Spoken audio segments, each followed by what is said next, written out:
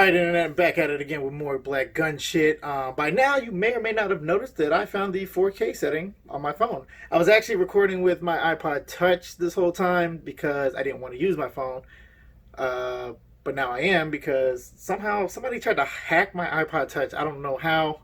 It took forever, and then I unlocked it, and then I was like, let me play with this phone. So here we are. Anyway, this is the ethical focus portion of the black gun shit segment about, are you ready to be a concealed carry holder? And not to be confused with the legal aspect, but ethics is more of the, the societal norm type going on. It's not morals, because morals can vary from person to person, and morals are shaped by your religion, your upbringing, whatever. But ethical is good faith practices. But you know what? Let me stop reaching for that. We're gonna pull out the handy dandy dictionary here because we're black and bougie and we read. Well, used to read. Let's go over here to the E's.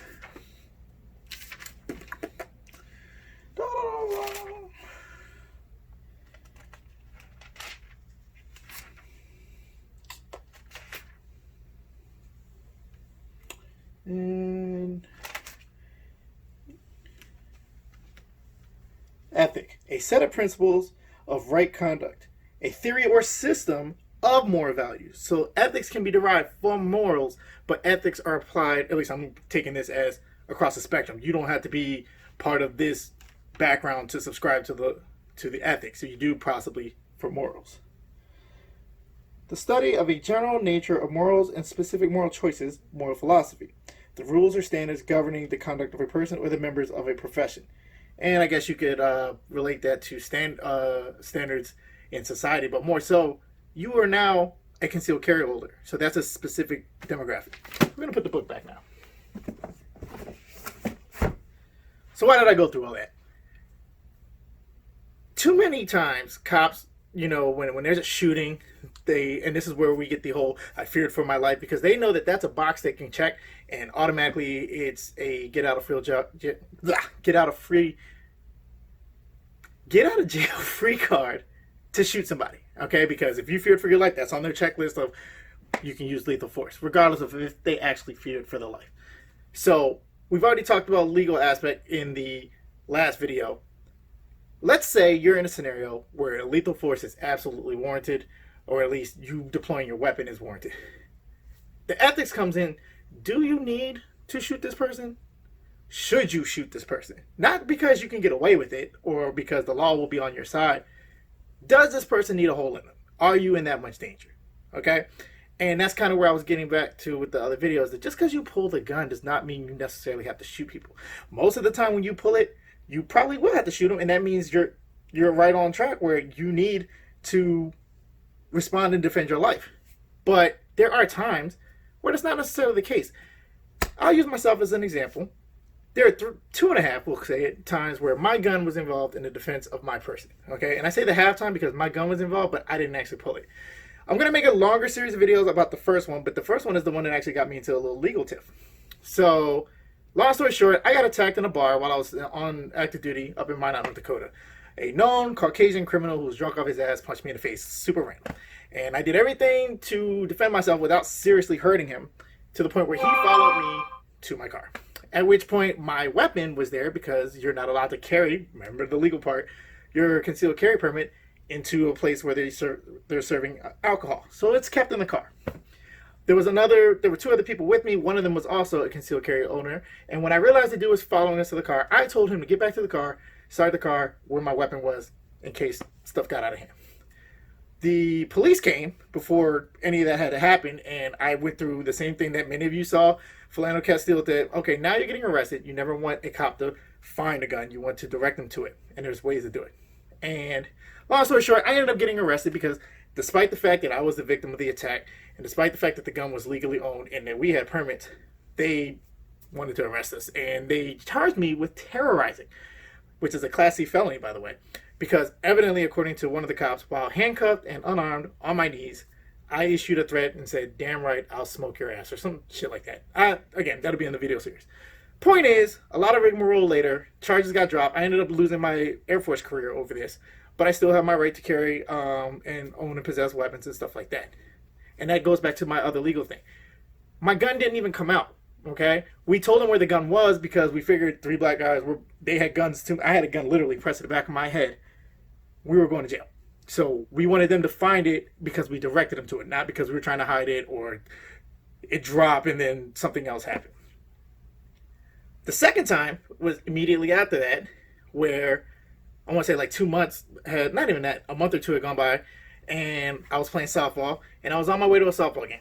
And I went into a gas station not far from my house, maybe a block or two from my house, and I noticed that I was being followed by these 2 white guys. Now, mind you, this is the same small town where everybody knows everybody, and I'm being followed by these 2 good guys.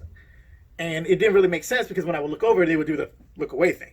I was like, all right, I'll go back to my car, and you know, my spider senses are up. I'm trying to sense who's around me, and I feel one of them getting closer, and then I see another guy in a pickup truck who, when I had parked, it didn't click to me at the time. I thought he was just trying to find a pump. But when I parked, he had backed up.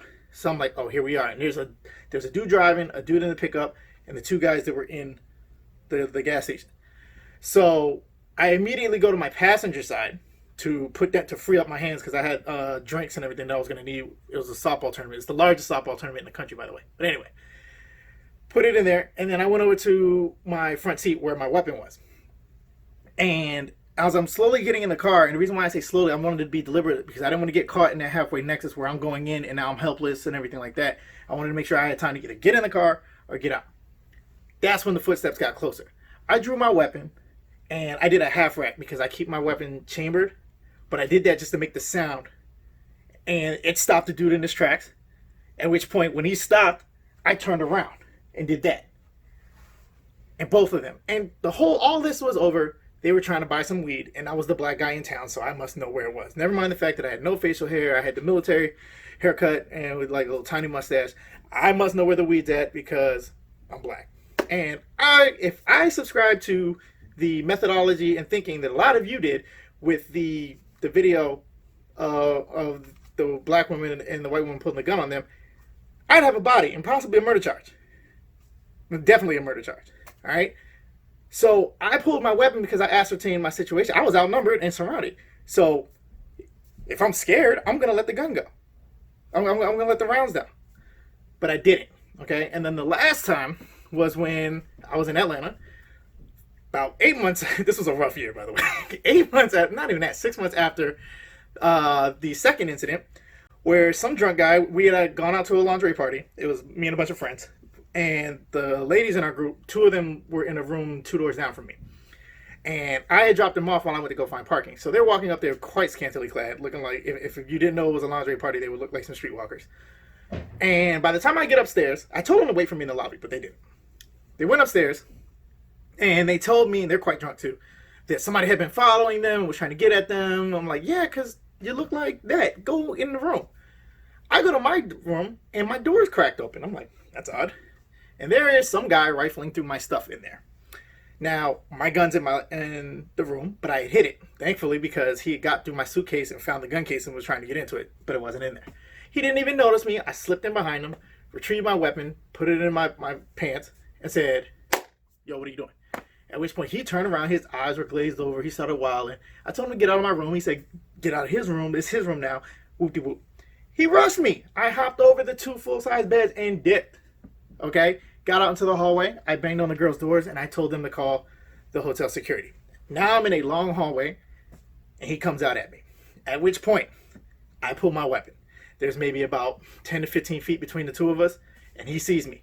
I don't even think the gun registered to him because he starts charging at me. And again, I rack it all the way this time, kicking around at him. But I wanted him to know that it was real. At which point, that kind of froze him. He's maybe 8 feet away from me at this point. And he goes, oh, you pulled the hammer or yap or whatever slang was. At this point, he knows it's a gun. He's shouting down there. We got people coming out into the hallway to look what's going on. I'm yelling at the girls who are not doing what I'm asking them to do to call security. At which point, I'm still slowly backpedaling, not crossing my feet because I don't want to get tangled up. And I've got it in my mind that if he gets within a 2-foot bubble, I'm going to light him up. Thankfully, I didn't have to. Come to find out, he had gotten into a fight at the same party. He was at the same party I was at. Got beat up. went to the hospital. I saw a little bracelet on his hand. He had stitches, so God knows what kind of drugs, if any, they gave him. And he was out of his mind. And I would hate to have a body on my mind, on my heart, over that. Okay, but all three of those times, with the last time being the closest to it, probably, well, between the second time and the third time, according to y'all, I would have been well within my right to shoot them. All right, but ethically, did I need to? Obviously, I can't dictate your level of fear and everything like that, but what's going to dictate that is your level of training, your level of situational awareness, and your own capability. The more faith you have in your skills, then you will be able to realize what skills need to get deployed when. It's when you only have a gun and all you know how to do is shoot. You don't know how to identify threats. You don't know how to de-escalate. You don't know how to remove yourself from those situations. Then yes, you're going to be trigger happy. All right? None of that is taking into account the ethics of, because you don't have any ethics. You can't afford any ethics because you're scared and you're armed. And that's what we're seeing with our police force. They check a box, shoot them, get it over with. All right?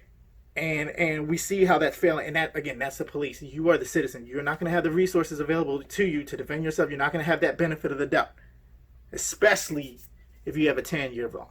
Keep that in mind. Again, if you have any questions or any other deep dives you want me to go into, AskAEpps@gmail.com. Till next time.